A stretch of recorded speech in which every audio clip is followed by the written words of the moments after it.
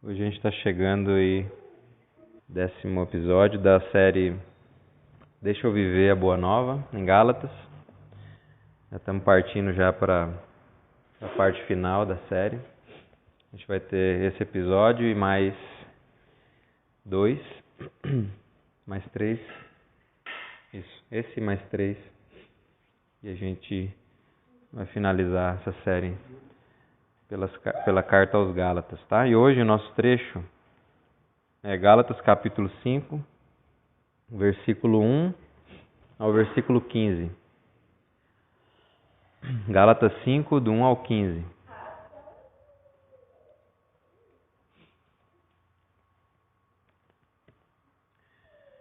Diz assim, o texto de hoje: Para a liberdade foi que Cristo nos libertou.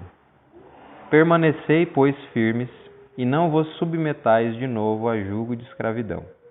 Eu, Paulo, vos digo que, se vos deixardes circuncidar, Cristo de nada vos aproveitará. De novo testifico a todo homem que se deixa circuncidar, que está obrigado a guardar toda a lei. De Cristo vos desligastes, vós que procurais justificar-vos na lei.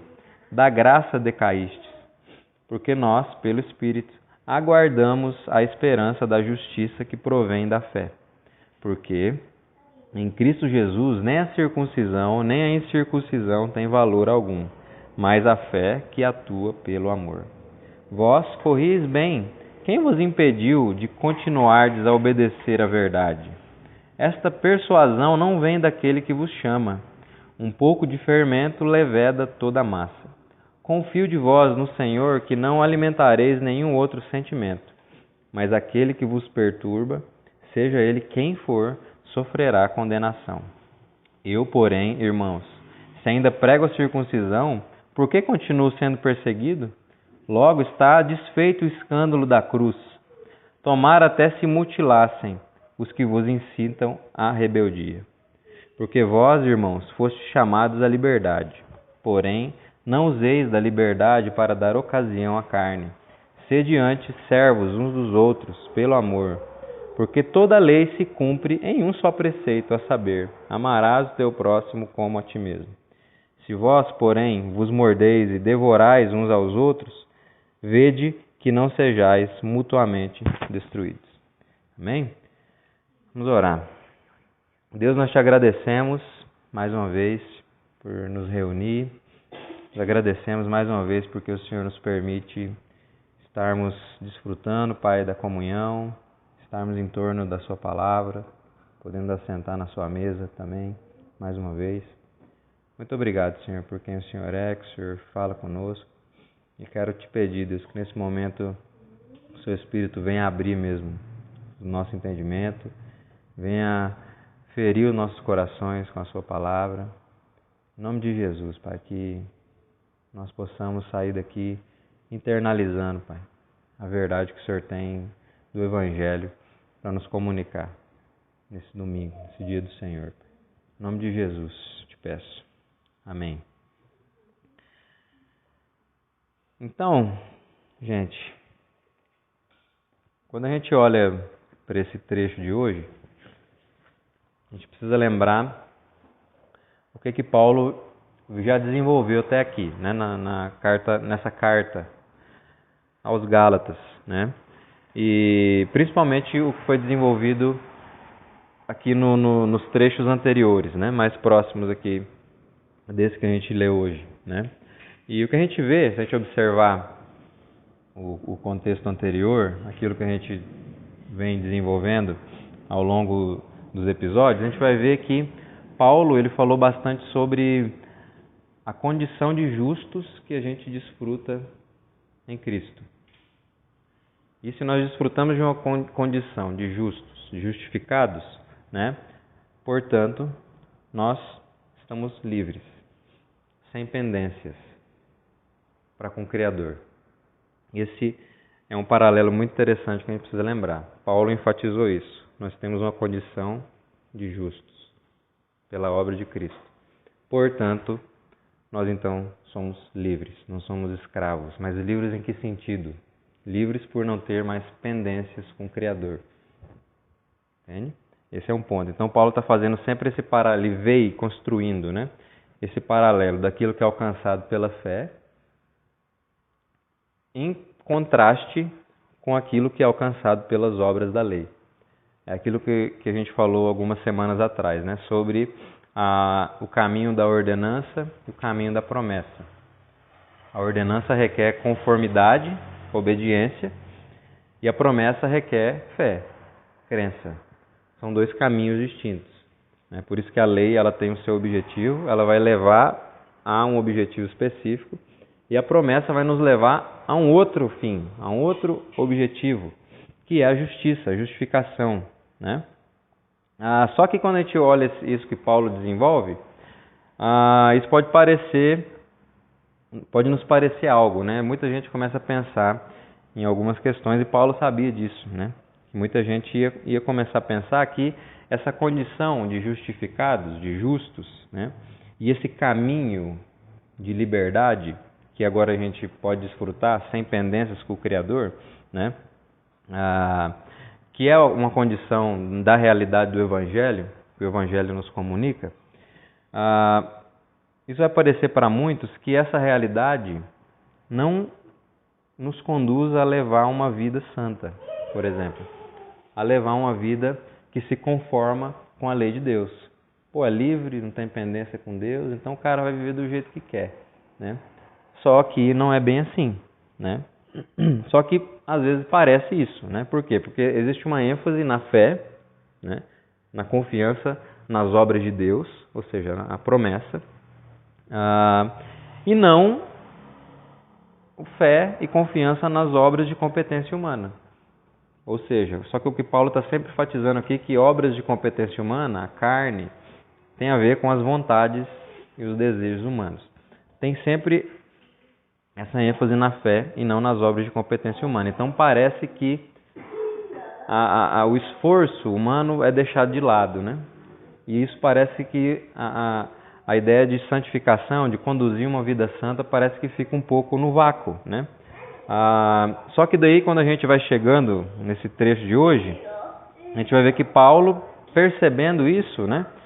Sabendo que muitos poderiam pensar nisso, né? Nisso que a gente falou agora, ele vai começar a mostrar para a gente agora que é justamente a realidade do Evangelho, essa realidade de justos e livres, a única possibilidade de obediência que a gente tem. A única possibilidade de obediência é a realidade de justos e livres diante de Deus, né? Por quê? Porque quando a gente fala dessa realidade do Evangelho, nós estamos falando de uma realidade que nos tira da autonomia egocêntrica, escravizante, que é inimiga, né? E também uma realidade de devedores para com Deus, e nos conduz a uma condição de paz e liberdade, né? E de um viver submisso e confiante no Deus Criador. Essa realidade nos tira desse lugar de ser escravos de nós mesmos e nos leva para um lugar agora onde nós não somos mais vistos como inimigos de Deus e não devemos mais para Deus, né? Nós agora podemos caminhar, trilhar uma jornada de liberdade e de confiança submissa no Deus Criador, né? Então aqui a gente tem um outro contraste, que é Paulo vai começar a falar desse contraste de uma vida de satisfação em Deus, em contraste com uma vida de satisfação própria. A liberdade a liberdade do Evangelho vai nos conduzir a perceber essa diferença. Uma vida de satisfação em Deus, em contraste com uma vida de satisfação própria. É o que Paulo vai tratar nesse trecho de hoje, para a gente entender que essa realidade do Evangelho de justos e livres é de fato a nossa única possibilidade de obedecer a Deus e de ter uma vida santa, né? Não ao contrário do que muita gente pensa. Então, Paulo ele vai começar meio que resumindo novamente aqui, fazendo um resumo dos últimos capítulos aqui, daquilo que ele falou um pouquinho antes. no versículo 1. O que Paulo fala no versículo 1? Para a liberdade foi que Cristo nos libertou. Permanecei, pois, firmes e não vos submetais de novo a jugo de escravidão. Então, Paulo começa a falar aqui o quê? Né? Sobre essa condição que foi conquistada por e em Cristo para o seu povo. Né? Que é o quê? Que a gente falou, né? Essa condição de justos e sem pendências. E essa condição ela está em paralelo aqui com o verdadeiro trilhar de um caminho de liberdade, né? Que seria o quê? Que seria o desenvolvimento, né, submisso da vida de fé. Então a gente tem uma condição e essa condição nos leva então a ter uma possibilidade de liberdade, um caminho de liberdade. A gente pode trilhar isso agora. Isso tem a ver com a forma que nós vamos desenvolver então a nossa fé em submissão a esse Deus que nos conquistou essa condição específica. E é interessante a gente olhar para isso aqui, por quê? Porque quando a gente fala dessa condição, né, essa primeira, a condição de justos, ela jamais pode ser perdida. A gente precisa pensar nisso aqui. O texto de hoje vai afirmar algumas questões, a gente precisa entender o que o texto está querendo dizer. A gente precisa sempre lembrar que a condição de justos jamais pode ser perdida. Por quê? Porque o bom pastor ele jamais perde suas ovelhas. Jamais. Jesus disse lá em João que aqueles os quais o Pai o der, ele de modo algum lançará fora. Né? Então, as ovelhas do bom pastor jamais são perdidas. Então, quando a gente fala dessa condição de justos, a gente precisa entender que isso aqui jamais pode ser perdido. E a segunda, né, que significa esse caminho de liberdade, ele tá significando a qualidade da nossa vida de fé. O quanto a gente desfruta dessa liberdade que essa condição de justos nos possibilita. Né? Ou seja, a gente poderia dizer que é o quanto a nossa fé ela opera, ela abrange a nossa vida. Esse é o ponto. Então a gente está falando sobre a qualidade da vida de fé em paralelo com aquilo que jamais pode ser perdido, que é a condição de justos. Né? A gente vai ver o texto, o versículo 1 falar, né? Permaneceis, pois, firmes, e não vos submeteis de novo a jugo de escravidão. Então, olhando isso aqui, a gente pode perceber o quê? Que a gente pode ter uma vida cristã pobre ou rica. Isso que Paulo está tratando aqui. Ou a gente pode ter uma vida cristã pobre ou rica.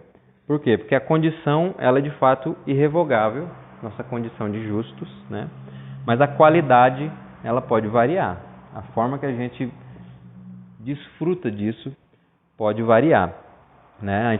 Nós podemos ser livres vivendo como escravos.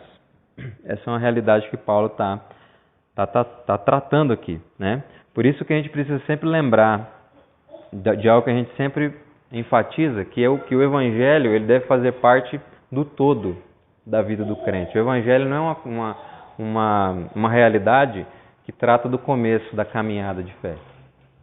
Eu sou salvo, agora não preciso mais de evangelho. Quem precisa de evangelho é o pecador ímpio, que não conhece a Deus. Aí eu preciso de outra coisa. Né? Agora eu tenho que me esforçar para ser santo. Muita gente pensa assim. Né?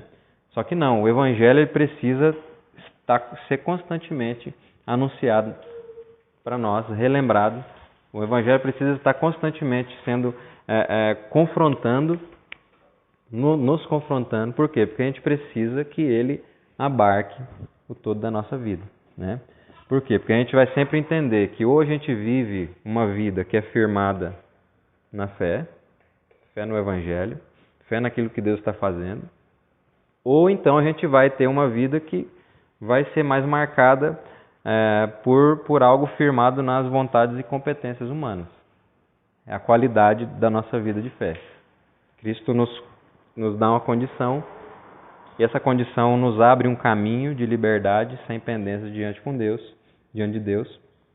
E aí a gente tem então que responder, ou nós vamos conduzir, como que vai ser a qualidade das nossas vidas. Nós vamos caminhar como livres, deixando essa fé abarcar o todo da nossa vida, ou a gente vai caminhar como escravos, vou tentando novamente confiar nas nossas competências e então empobrecer a nossa vida de fé, empobrecer a nossa vida cristã, né? A gente precisa lembrar disso.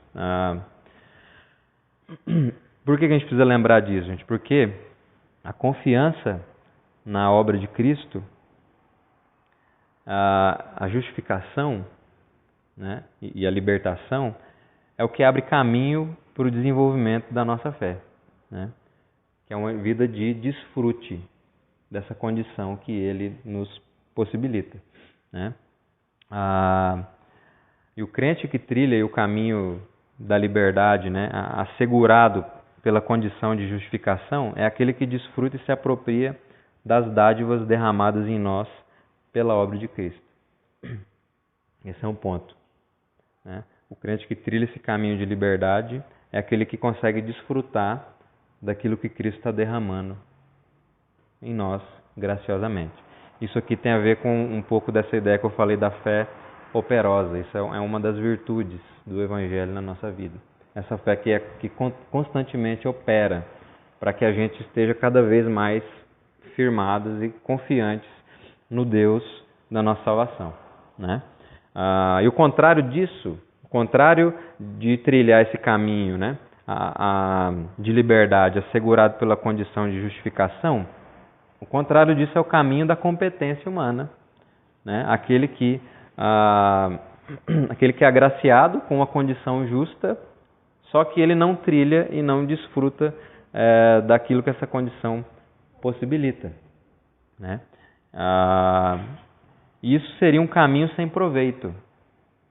Não tem proveito algum você ser livre e trilhar uma vida, ter uma condição justa, mas não trilhar, não desfrutar daquilo que essa condição nos possibilita. É um caminho sem proveito. É justamente o que o versículo 2 vai dizer pra gente. Um caminho sem proveito. O versículo 2 diz assim, ó: Eu, Paulo, vos digo que, se vos deixardes circuncidar, Cristo de nada vos aproveitará. Então, não há proveito em um caminho de contribuição à obra perfeita de Cristo. Não tem proveito nenhum nisso, né? Por quê? Porque algo perfeito não precisa de acréscimo. Senão não seria perfeito, né? É que nem você chegar no lugar e falar: caramba, isso aqui está perfeito, só falta um negócio ali. Não está perfeito, mano. Entendeu? Usa outra coisa para falar: cara, isso aqui está bem legal. Faltava só um negócio ali. Mas quando a gente fala de Cristo, obra de Cristo na cruz, perfeita, né? O sacrifício perfeito, né? Do Cordeiro de Deus que tira o pecado do mundo, a gente precisa lembrar disso. Não tem acréscimo mais para fazer. É perfeito mesmo. Por isso que, se a gente tentar trilhar um caminho de contribuir, de melhorar, né? Não, olha assim, cara, acho que Deus me aceita em Cristo, mas acho que eu preciso fazer isso aqui para ver se Ele olha com um olhar melhor para mim. Isso daí não tem proveito nenhum. Cristo não vai ter nenhum proveito na sua vida nesse sentido, porque você está seguindo algo sem sentido, né? Tentar contribuir, né, acrescentar a obra perfeita, gente, é deixar de trilhar esse caminho da liberdade, que é o caminho da fé, para poder trilhar um caminho da escravidão, né, que se limita à competência humana. Novamente está tendo aquele problema lá que Paulo tratou anteriormente, sobre tentar alcançar justiça pela ordenança, pela lei. Tentar conquistar algo que a gente só conquista pela fé, que foi prometido por Deus. Que é um outro tipo de caminho. Às vezes a gente está tentando melhorar uma condição que não tem como melhorar. E alcançar uma coisa que não tem como ser alcançada por meio de um caminho que não vai nos levar para esse lugar, né? Olha o que os versículos 3 e 4 vão dizer, ó. De novo testifico a todo homem que se deixa circuncidar, que está obrigado a guardar toda a lei. De Cristo vos desligastes. Vós que procurais justificar-vos na lei, da graça decaístes. Então, assim, buscar melhorar a nossa condição diante de Deus por meio das obras de competência humana é abandonar o caminho da fé, da liberdade, para tomar o caminho da performance, da conformação, né? Isso daí é o caminho da escravidão, que vai duelar aí liberdade e escravidão, né? Por quê? Porque a gente está deixando a promessa para se agarrar na ordenança, né?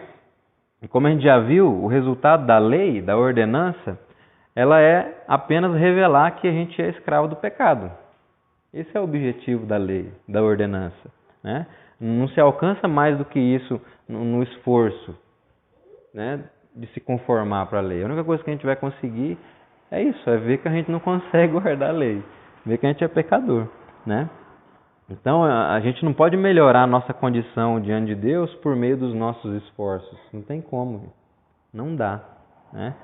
Quando a gente tenta isso, a gente deixa de desfrutar dessa condição que Cristo conquistou para nós.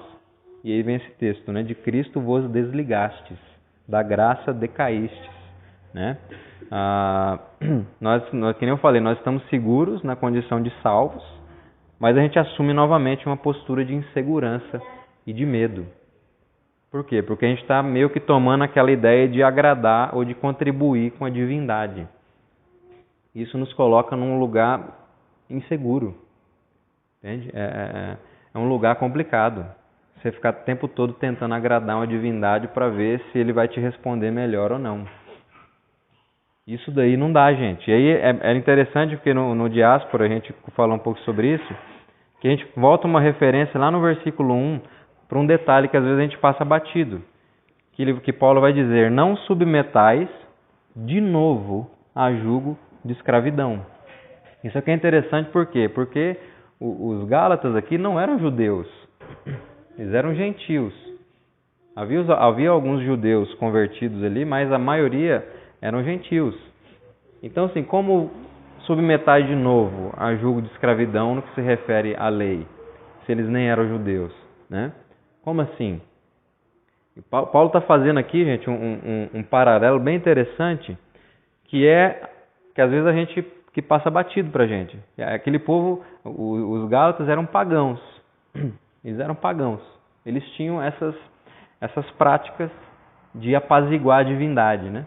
De oferecer sacrifício, aquela coisa, para ver se o Deus ele se apaziguava e as coisas ali mudavam a realidade. Esse é o estilo ritualístico, performático, pagão da época, né? Só que daí Paulo fala para eles que não submeter de novo a um jugo de escravidão. Como assim?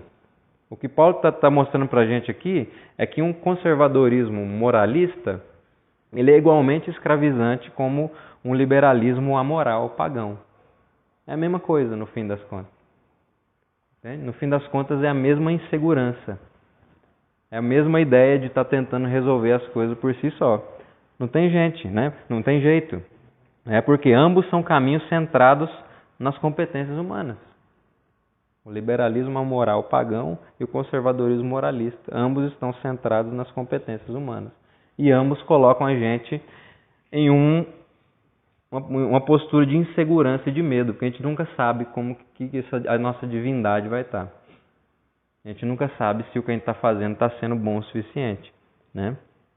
E o cristianismo, gente, ele não é fundamentado na performance humana. A gente precisa sempre lembrar disso. O evangelho, ele arrebenta com essa ideia.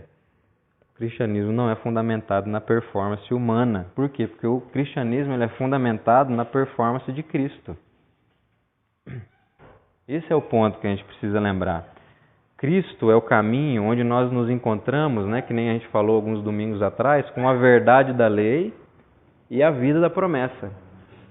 Cristo cumpriu a lei como deveria cumprir. E Ele é a vida. Por isso agora Ele pode derramar sobre nós, sobre o povo, sobre o seu povo, essa vida que é fruto da sua obediência. Então Ele é o caminho, né, onde nós encontramos com a verdade da lei e a vida da promessa. Ele está derramando, Ele derrama isso para a gente de graça, por meio do Espírito. Então o cristianismo ele é fundamentado na performance de Cristo, na obediência de Cristo, não na nossa performance, né? Então o cristão ele é seguro quando ele se agarra na performance de Cristo, na obra de Cristo. E por quê? Aí a gente vai para a continuidade aqui dos versículos 5 e 6. Porque nós, pelo Espírito, aguardamos a esperança da justiça que provém da fé. Porque em Cristo Jesus nem a circuncisão, nem a incircuncisão tem valor algum, mas a fé que atua pelo amor.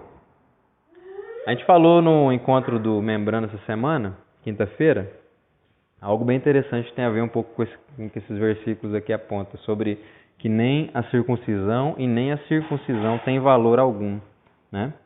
A gente falou que diante das obras de Cristo, quando a gente olha a performance de Cristo, a obediência de Cristo, né?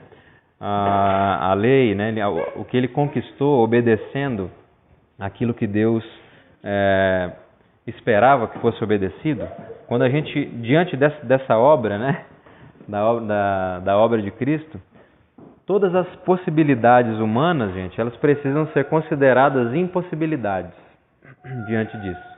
Quando a gente olha para o que Cristo fez, tudo que é possível, humanamente falando, precisa ser visto como impossibilidade diante da salvação, diante daquilo que é esperado de Deus como competência para a salvação. A gente precisa olhar para isso e falar, cara, o que é possibilidade para mim, diante de Cristo é uma impossibilidade, né? Por quê? Porque no que se refere à justiça, à justificação, essa ideia de tentar alcançar isso pelas nossas possibilidades, isso é impossível. Então, por mais bons que a gente seja em muita coisa, tudo que a gente pode desfrutar de bom nesse mundo, tudo que a gente pode alcançar, por mais que a gente seja bom para cortar folha de figueira, né, em vários modelos, nunca vai ser o suficiente. Nunca vai dar. A gente vai fazer vários cortes interessantes, fazer umas roupas legais ali, mas no fim das contas Deus vai arrancar aquilo ali e botar o que Ele quer pôr para poder tapar direito. Esse é o ponto. Todas as possibilidades têm que ser consideradas impossibilidades diante do que Cristo faz por nós, né? Então, no que se refere à justiça, justificação, né? Essa condição que nós temos aí de perdoados, de purificados, de regenerados diante de Deus, em nada as nossas obras vão poder contribuir. Nada. Nada mesmo. Não adianta. Até mesmo Paulo, quando falou lá de todo o seu ganho humano, né, ele tratou, né, ele considerou todo o seu ganho humano como perda. Porque ele sabia no que ele era bom. Ele sabia que ele era um bom mestre da lei. E de fato ele era mesmo, ele tinha muito conhecimento. Só que no que se referia à justiça, salvação, ele considerou isso tudo como perda. Não vale de nada. Não adianta ser bom. Não adianta eu ser um bom mestre. Não é isso que vai resolver o meu problema diante de Deus. Não adianta eu ter uma boa performance de um cara que sabe muita coisa. Se Deus não me atingir com a obra de Cristo pelo Espírito Santo, não vale nada. Isso não vale nada. Eu sou igual a qualquer rabino que está por aí, né? Paulo está querendo dizer, qualquer um. Eu sou igual aquele rabino que está tentando matar Jesus lá, que tentou matar Jesus, né? Ele considerou toda a sua justiça própria como esterco. Ele chegou a falar isso mesmo, esterco, né? Porque para tentar rebaixar ao máximo, não vale nada mesmo. No que se refere a isso aqui, justificação não vale nada, não tem como, né? Quando comparado aí com a suprema grandeza do conhecimento de Cristo, aquilo que Cristo nos dá graciosamente por meio daquilo que Ele conquistou, né? Então, gente, o crente, ele é assim, ele se afirma nas obras de Cristo, ele se afirma e se assegura na performance de Cristo, e ele consegue entender que nada que ele faz pode melhorar isso, e nada que ele faz de bom pode mudar a sua condição, ou então conseguir um chamego a mais de Deus, não tem como, né? E por que o crente é assim, gente? Por que ele vive desse jeito, né? Porque aqui no versículo 5 Paulo falou, né? Porque nós, pelo Espírito, aguardamos a esperança da justiça que provém da fé. E que fé? A fé que atua pelo amor. Por isso que a gente é desse jeito. Por isso que o crente ele age dessa forma. Por isso que ele trata tudo que nós temos humanamente falando como perda diante das obras de Cristo. Porque a gente está aguardando a esperança da justiça que provém da fé. A gente está trilhando o caminho da fé. Fé na promessa, né? Então, o crente, ele é alguém que tem uma fé específica. Então, nós temos uma fé específica que está nos impulsionando a um horizonte de esperança específico, né? E trilhando um caminho de amor específico. Está vendo que começa a aparecer novamente as 3 virtudes teologais que Paulo sempre fala: fé, esperança e amor. Ele sempre está falando dessas virtudes que são geradas no crente que orbita a sua vida em torno do Evangelho. É uma fé específica que nos impulsiona a um horizonte de esperança específico e nos coloca a trilhar um caminho de amor específico. Essas virtudes aí estão presentes no ensino, na teologia do apóstolo Paulo, né? E são essas virtudes, gente, que caracterizam a jornada dos crentes em Jesus. Uma fé específica, uma esperança específica e um caminho de amor específico, né? E um bom ensino é sempre aquele que vai apontar para as verdadeiras marcas que são causadas pelo Evangelho na vida dos crentes. A gente vê que Paulo está sempre demonstrando isso aqui, isso que surge. Um crente que está agarrado no lugar certo tem características específicas. E Paulo está trazendo essa clareza, ele está mostrando isso. Um bom ensino sempre é aquele que aponta para as verdadeiras marcas que são causadas pelo Evangelho. Isso é um ensino bom. Por quê? Que está colocando a comunidade de fé em uma direção específica. Está mostrando um parâmetro, um padrão e está impulsionando essa comunidade de fé em direção a isso. Isso é um bom ensino. Só que da mesma maneira, um mau ensino, ele faz o quê? Ele ofusca essas verdadeiras marcas, entende? Do Evangelho na vida dos crentes. E isso faz o quê? Faz com que a comunidade de fé fique desorientada. Não sabe para onde está indo. Qualquer coisa é Evangelho. Aquele negócio que a gente fala de vez em quando, né? Ver o cara dando um pão para um morador de rua, isso é Evangelho. O cara está tão necessitado de uma definição de Evangelho que qualquer coisa para ele é Evangelho. Ver alguém fazendo alguma coisa é Evangelho. Tá bonito é Evangelho. Olha como é Evangelho. Mas, gente, tem muita coisa que precisa ser definida. Entende? O Evangelho tem a ver com o que Cristo conquista, não com o que a gente faz. A gente alimentar alguém necessitado não é Evangelho, é resultado do Evangelho na nossa vida. Então, o mau ensino ele deixa a comunidade desorientada, carente de boas definições, entende? Isso daí vai nos ajudar um pouquinho, entender um pouquinho a continuação do texto aqui.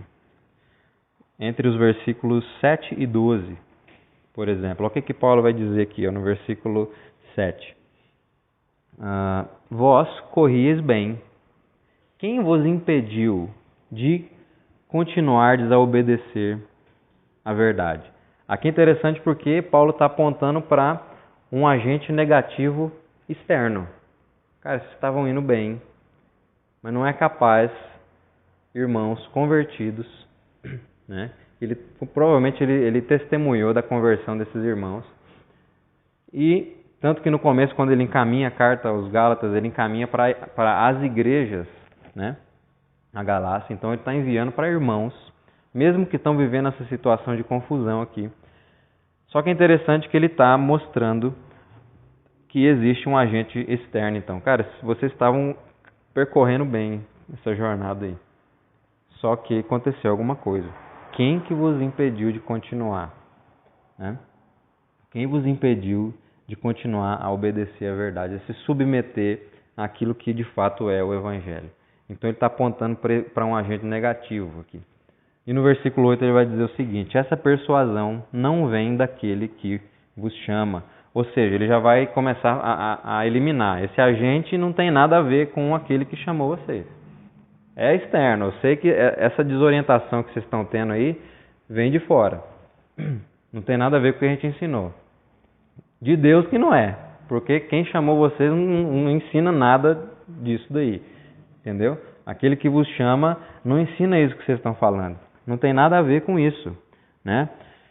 E aí ele vai falar no versículo 9, que um pouco de fermento leveda toda a massa. Ele vai dizer então, é um agente externo, não é Deus, porque não tem a ver com essa mensagem clara do Evangelho revelado na pessoa do Senhor Jesus Cristo. Mas é um ensino então complicado que está afetando vocês. Ele vai começar a dizer aqui a sutileza da distorção que um falso ensino causa. A forma que um falso ensino sutil parece que está falando de uma coisa legal, mas isso daí vai provocar um regaço na vida de vocês. Vocês estão enrolados se vocês continuarem seguindo dessa forma. Um pouco de fermento.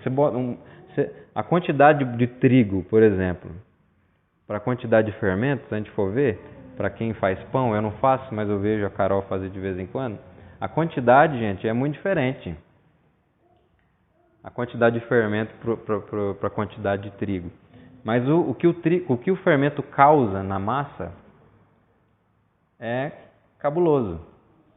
Ele faz o negócio crescer mesmo. Ele faz todo aquele restante de trigo ser afetado, né? Então, um pouquinho de fermento leveda toda a massa. Então, assim, alguém de fora está fazendo isso com vocês. Isso não tem nada a ver com o que Deus chamou vocês, os orienta, os chama para o tipo de vida que Cristo está chamando.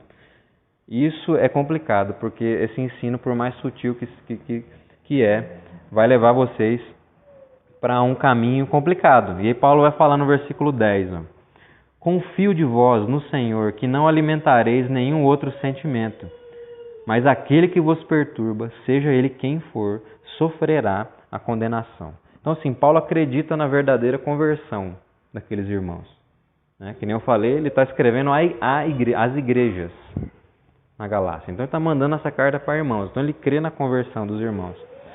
E crendo na conversão dos irmãos, fala, olha, eu confio mesmo que agora que vocês vão ouvir o que eu estou falando, vocês vão parar de ficar pensando essas bobagens aí, essas abobrinhas. E ele amaldiçoa os falsos mestres. Ele tem essa postura rígida e rigorosa de amaldiçoar esses falsos mestres, esses agentes externos que estão incomodando a igreja com um ensino sutil, mais nocivo, complicado, né? Ele vai dizer, né, que esse que vos perturba, seja ele quem for, vai sofrer condenação. Ele vai dizer no versículo 11, eu, porém, irmão, se ainda prego a circuncisão, por que continuo sendo perseguido? Ou seja, ele também já se diferencia desses falsos mestres que estão pregando aí, né? E ele está apontando novamente para o seu compromisso com a mensagem da cruz. Eu também não tenho nada a ver com isso. Isso não tem nada a ver com o que eu ensinei para vocês. Se eu estivesse ensinando isso daí, esses caras não estavam me perseguindo. Eu não estaria nem sendo perseguido pelos judeus que estão tentando fazer a gente voltar às velhas práticas judaicas de rituais, né? Mas os caras estão vindo atrás de mim porque eu prego uma coisa diferente. O meu compromisso é com a mensagem da cruz. Paulo está deixando isso claro. E a sua perseguição é uma prova disso, né? Que ele vai terminar, né, no versículo 11, né? Logo está desfeito o escândalo da cruz. Se ele está pregando uma coisa contrária, vai ser desfeito o escândalo da cruz que ele compartilhou com aqueles irmãos ali, que foi poder de Deus para a conversão deles, né? Então ele aponta para o seu compromisso com a mensagem da cruz. E no versículo 12 ele vai dizer, né? Tomar até se mutilassem os que vos incitam à rebeldia. Paulo, ele fala, né, que no versículo 10, né, falou que esperava que esses que estão perturbando os irmãos, eles sofressem condenação. Ele está falando de algo no futuro. Só que ele está tão irritado com isso, que no versículo 12 ele espera que esses falsos mestres eles sofram consequências imediatas aí pelo seu ensino sutil e nocivo. Ele espera consequências imediatas. Ele está falando da circuncisão. Paulo está falando o que aqui? Está falando que, cara, tomara que esses caras, na hora que ele estiver lá arrancando o couro, eles arranquem tudo fora logo. Tomara que esses caras se mutilem mesmo para eles aprenderem que esse negócio aí não leva a lugar nenhum. Então ele tá querendo mesmo, ele está esperando que esses homens sofram consequências imediatas, né? sobre isso que ele, sobre esses ritos, essa ideia performática de estar tentando fazer coisas para agradar a divindade, agradar mais a Deus, tentar complementar a obra de Cristo, tentar melhorar a obra que já é perfeita. Ele está irritado com isso e falando que espera mesmo que sofram consequências imediatas esses perturbadores, esses falsos mestres, né? E é interessante porque, gente, a gente olhar tudo isso que Paulo está falando aqui. Porque quando a gente fala de liberdade do Evangelho, a gente precisa pensar que essa liberdade, ela nos liberta justamente da escravidão desses rituais apaziguadores, né? Ou complementares à obra de Deus. A obra do Deus que nos salva. Ela nos liberta disso. O Evangelho, a liberdade do Evangelho livra a gente dessas coisas. De ficar tentando apaziguar Deus. Agora, agradar a Deus. Deus nos livra, gente, dessa ansiedade, dessa inquietação performática. Né? Deus nos livra disso. Né? E essa ideia da liberdade do Evangelho, ela contrasta com o amoralismo libertário, que a gente viu, com aquela ideia mais pagã, que tem muito a ver com a ideia antinomista, que a gente falou também alguns domingos para trás, que é essa ideia de uma vida sem lei, né, de viver como quer, e também contrasta com o moralismo conservador, que tem muito a ver com a ideia legalista. Entende? A liberdade do Evangelho contrasta com esses dois polos, né, de lidar com a vontade, com a lei de Deus. É diferente. Eu gosto muito de dizer que o cristão ele tem aquela ideia, o cristão não, né? O povo de Deus tem aquela postura no mundo de cultivar e guardar. Ele cultiva e guarda. Ele não é só agarrado em cultivar, em desenvolver, uma ideia saudável assim, de progresso, vamos dizer. Existe isso na vida do povo de Deus, de pensar, de desenvolver a criação, né? de trabalhar, trabalhar criativamente com as possibilidades da criação que Deus sustenta, né? Caminhar em direção. O crente, o povo de Deus, ele não é preso só nisso, mas ele está envolvido com isso.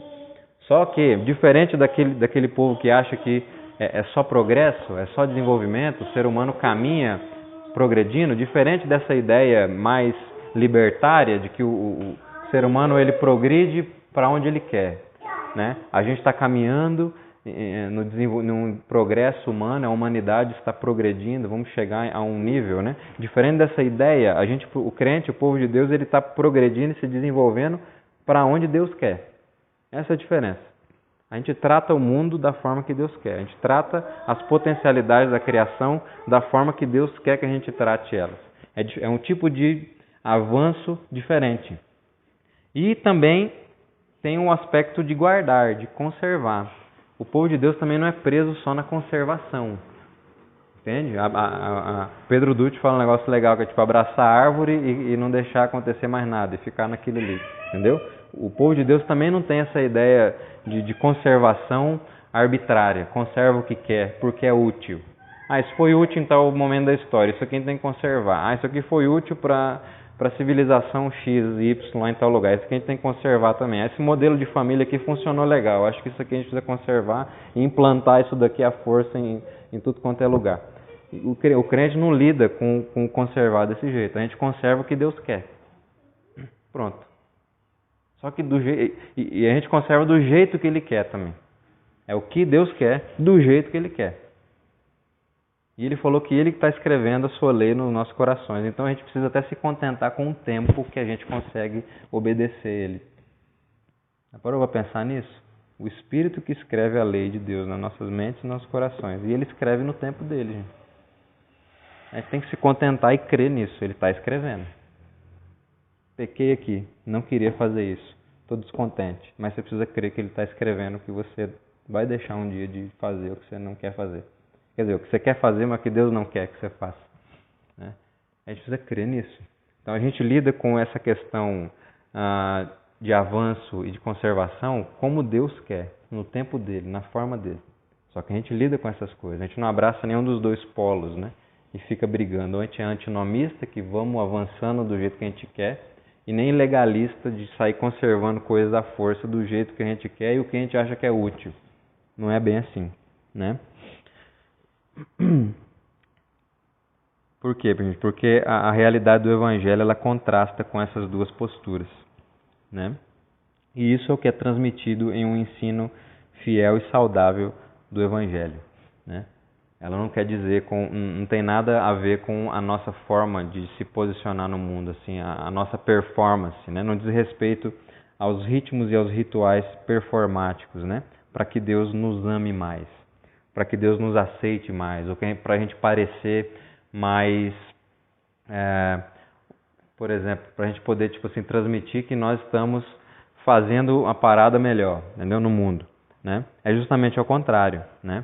O fiel e saudável ensino do Evangelho, ele foge dessa ideia performática humana, por quê? Porque diz respeito aos movimentos do próprio Deus.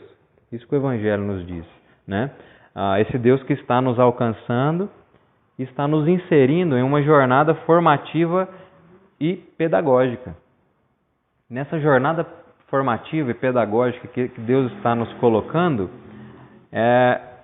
ela possui os seus devidos rituais e ritmos. Não tem nada a ver com aquilo que a gente entende, né? E esses ritmos e rituais dessa jornada pedagógica, formativa, tudo isso, gente, é para que a gente aprenda a amar mais a Deus. Esse é o ponto. O ensino fiel do Evangelho diz respeito aos movimentos do próprio Deus. E o que Deus está fazendo? Está nos salvando e nos inserindo numa jornada para a gente aprender a amar Ele mais. E nessa jornada, nós somos submetidos a ritmos e rituais específicos que o próprio Deus estipula, que o próprio Deus organiza. Isso que a gente está fazendo, domingo após domingo, por exemplo. Isso faz parte dos rituais e dos ritmos que Deus insere o seu povo para que a gente aprenda a amar Ele mais.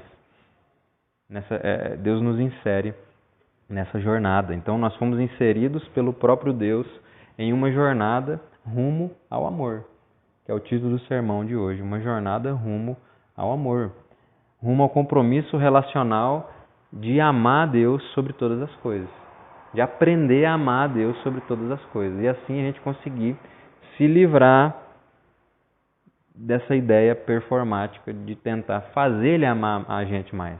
Só que o ponto não é esse. Não é a gente que tem que fazer Deus amar a gente mais.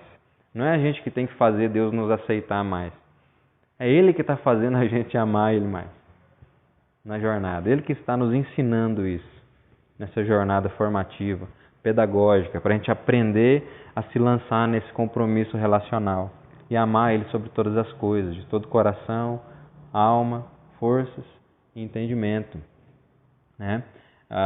É quando esse padrão relacional de amor vertical, né, é bem estabelecido, que os nossos padrões relacionais de amor horizontais, eles vão sendo impactados e reordenados, né?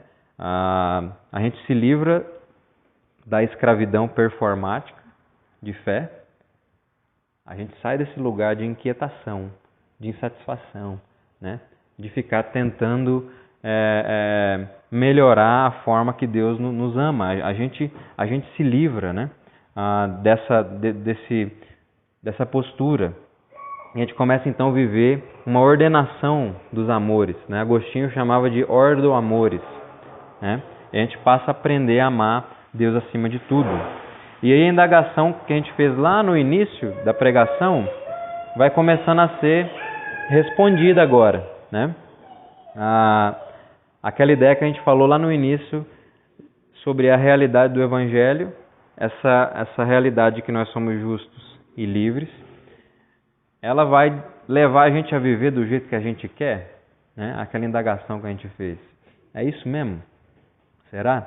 Será que essa realidade do Evangelho de justos e livres, ela parece não nos conduzir a levar uma vida santa? A gente começa a pensar um pouco sobre isso aqui. E conforme a gente já está vendo aqui, a gente vai responder que não é bem isso, né? A condição de justificados por Cristo e esse caminho de liberdade que essa condição nos propõe, não significa amar o que a gente quer. Não tem nada a ver com isso. Do jeito que a gente quer. Que é essa ideia de valorização das nossas vontades, né? Mas significa, gente, amar o que Deus quer, do jeito que Ele quer. Essa é a ideia. Essa condição de justos, esse caminho de liberdade, é um caminho onde Deus está nos ensinando a amar o que Deus quer, do jeito que Ele quer. Que é Ele mesmo. Amar Ele acima de todas as coisas. Esse é o movimento. Até porque, quando a gente fala de Deus, a gente está falando de um Deus que se revela como amor. Deus é amor, né? Eu gosto muito do jeito que o David Heiker ele fala sobre essa questão de Deus é amor, que ele vai dizer que quando a gente olha para isso, a gente precisa sempre lembrar que o mais importante nessa afirmação não é a palavra amor, mas é a pessoa de Deus. Por quê? Porque é esse Deus quem está definindo o que é amor. Quando a palavra fala de amor, a gente precisa lembrar disso. É uma pessoa que está definindo isso aqui. Está definindo uma postura, uma resposta. Deus define, por assim dizer, o telos, né? O objetivo, o fim para onde deve nos conduzir a liberdade cristã. Deus é quem define isso. Quando a gente fala de liberdade, é um caminho que está nos levando para um lugar específico. Esse lugar de amar o que Deus quer e não o que a gente quer. Então Deus é esse quem está definindo esse telos, esse objetivo, essa finalidade que a gente vai encontrar lá na frente, quando a gente começa a percorrer esse caminho de liberdade. É isso que vai para esse lugar que Deus está nos conduzindo. E é essa conclusão que os últimos versículos aí do trecho de hoje vai nos levar. E eu vou concluir o sermão de hoje passando por esses 3 versículos aqui. 13, 14 e 15, justamente para essa ideia de que Deus está definindo o objetivo da liberdade cristã, para esse lugar onde Ele está nos ensinando a amar o que Ele quer e não o que nós queremos. O versículo 13, por exemplo, diz assim, porque vós, irmãos, fostes chamados à liberdade, porém, não useis da liberdade para dar ocasião à carne, sede antes servos uns dos outros pelo amor. Então nós somos chamados a percorrer um caminho de liberdade, um caminho onde nós somos ensinados a confiar em Deus e não em nós. Esse é o ponto aqui. E nessa jornada é onde nós vamos sendo levados a ser aquilo que nós fomos feitos para ser. E o que a gente foi feito para ser? Como seres humanos, como homens, criados à imagem de Deus. Nós fomos feitos para representar no mundo um Deus satisfeito. Um Deus que não está buscando reter, mas doar de si ao outro. A gente representa esse Deus no mundo. Um Deus que está doando de si porque Ele está satisfeito. Ele não é um Deus inseguro. Ele não é um Deus que está querendo arrancar coisa do outro. Ele não precisa disso. Entende? Nós representamos esse Deus. E o versículo 13, né, ele vai falar no finalzinho, sede antes servos uns dos outros pelo amor. Aquilo que o próprio Deus demonstra para a gente o que Ele é. Quando Cristo vem para a Terra, ele assume essa posição. Por quê? Porque Deus é isso. Entende? Deus é isso. Né? E o versículo 14 diz assim, porque toda a lei se cumpre em um só preceito, a saber, amarás o teu próximo como a ti mesmo. Então, quando a gente fala que Deus nos chama para percorrer esse caminho de liberdade, para a gente ser ensinado a confiar mais nele e não em nós, para a gente voltar a ser o que a gente deveria sempre ser, né? Representar esse Deus satisfeito no mundo. Esse versículo aqui, né, que está resumindo o mesmo, está dando um desdobramento um pouquinho maior nesse sentido, está mostrando para a gente que quem se encontrou em Deus, ele está pronto para ir ao encontro do outro, sem querer consumir o outro. Quem se encontrou em Deus está pronto para ir em direção ao outro. Somente quem habita a realidade do Evangelho, essa realidade de justos e livres, é que pode experimentar em si o cultivo dessa virtude do amor abnegado que nem a gente estava falando. Né? Quem vive uma vida de insatisfação e insegurança diante de Deus, gente, ele sempre vai ser um faminto desesperado, pronto para consumir o outro. Sempre. Não tem como. Porque a sua fonte de satisfação, você não está desfrutando dela, você não está bebendo do que Deus está dando, né? E aí a gente chega no último versículo, versículo 15, que vai falar justamente sobre isso. Se vós, porém, vos mordeis e devorais uns aos outros, vede que não sejais mutuamente destruídos. Enquanto a gente não entender, observando essa linha de raciocínio aqui, que são os movimentos de Deus que nos definem e não os nossos movimentos, essa ideia performática, enquanto a gente não entender isso, a gente sempre vai estar em crise uns com os outros. Sempre. Por quê? Porque a gente vai estar tentando buscar naquilo que a gente faz as respostas para aquilo que a gente é. Esse não é o caminho. Esse não é o caminho, né? E é justamente por sermos livres dessa fé performática, né, e desesperada, inquieta, que a gente desfruta da segurança de se apropriar em fé das verdades que o nosso Criador diz a nosso respeito. A gente descansa. Por quê? A gente desfruta dessa condição e a gente consegue ouvir dele e descansar. Deus está te falando quem eu sou, aonde eu estou e que são os seus movimentos que estão me definindo. E eu represento esse Deus no mundo, um Deus satisfeito, que não está tentando arrancar nada de ninguém. Então eu não preciso ser insatisfeito e tentar arrancar nada dos outros. E a gente acalma. Acabou essa maluquice, entendeu? De ficar tentando achar o lugar no mundo por meio das nossas ações, por meio do que a gente faz, né? Por quê, gente? Porque enquanto a gente pensar que aquilo que a gente vive no corpo, né, na igreja, é fruto dos nossos esforços, a gente sempre vai estar pronto para customizar essa realidade conforme as nossas vontades. Enquanto a gente estiver olhando para a igreja, para a realidade que a gente vive aqui no corpo, e a gente pensar que isso daqui é resultado do nosso esforço, o que a gente vive como igreja é resultado do que eu faço, do que a gente faz, né? Eu estou com esse irmão porque eu decidi sentar na mesa com ele. Eu convivo com o outro porque eu decidi um dia seguir Jesus e fazer tal coisa. Enquanto a gente pensar que a igreja é resultado, é fruto das nossas ações e não dos movimentos de Deus, a gente vai estar sempre tentando customizar ela segundo as nossas vontades. E aí é onde entra essa crise e essa bagunça toda aqui. Eu estou sempre tentando arrancar o outro do lugar dele para me assumir aquele lugar. Eu nunca sei onde eu estou, eu nunca sei quem eu sou, porque eu estou inseguro para com Deus. E eu não desfruto da minha liberdade e da segurança que Ele me dá. Isso daí, gente, é o problema que a gente pode enfrentar como comunidade de fé. Se a gente não desfrutar desse caminho de liberdade que vai nos levar a aprender a amar o que Deus quer que a gente ama, que é Ele mesmo, a gente vai estar consumindo uns aos outros aqui. Porque a gente vai tentar ficar sugando dos outros o que só Deus pode dar. Não tem como. Não dá. E a gente precisa pensar nisso por quê? Porque Cristo, Ele é o Senhor da igreja. Ele é o Senhor do corpo, né? Ele é o cabeça do corpo. E esse Senhor da igreja é também o Senhor do universo. Ele não é qualquer Senhor. É o Senhor do universo.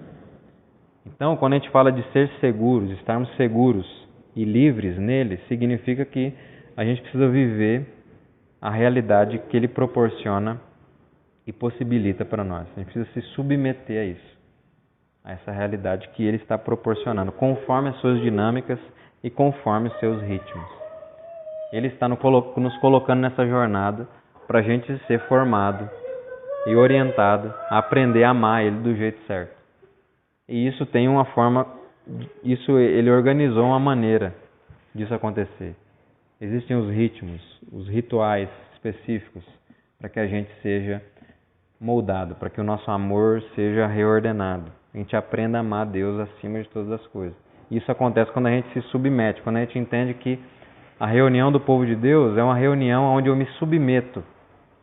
E eu não estou indo lá para me expressar, fazer o meu solo, para assim dizer. Não existe isso.